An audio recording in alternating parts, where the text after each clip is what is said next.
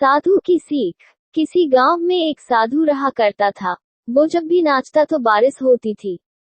अतः गांव के लोगों को जब भी बारिश की जरूरत होती थी तो वे लोग साधु के पास जाते और उनसे अनुरोध करते कि वे नाचे, और जब वो नाचने लगता तो बारिश जरूर होती। कुछ दिनों बाद 4 लड़के शहर से गांव में घूमने आए। जब उन्हें ये बात मालूम हुई कि किसी साधु के नाचने से बारिश होती है तो उन्हें यकीन नहीं हुआ।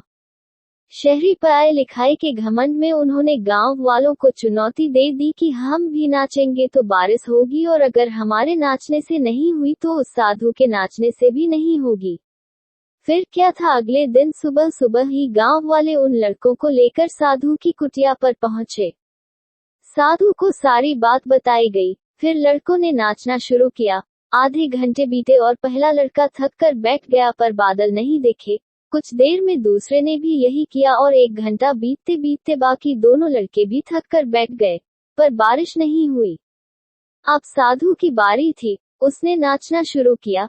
1 घंटा बीता, बारिश नहीं हुई। साधु नाचता रहा। 2 घंटा बीता, बारिश नहीं हुई। पर साधु तो रुकने का नाम ही नहीं ले रहा था।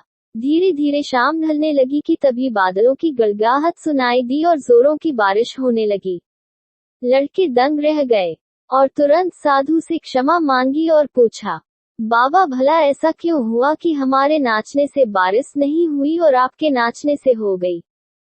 साधु ने उत्तर दिया, जब मैं नाचता हूँ तो 2 बातों का ध्यान रखता हूँ। पहली बात, मैं ये सोचता हूँ कि अगर मैं नाचूंगा तो बारिश को होना ही पड़ेगा, और दूसरी ये कि मैं तब तक नाचूंगा जब तक कि बारिश न हो जाए। अगर आपको वीडियो अच्छा लगा तो सब्सक्राइब करें और शेयर करें एजुकेशन स्टोरी।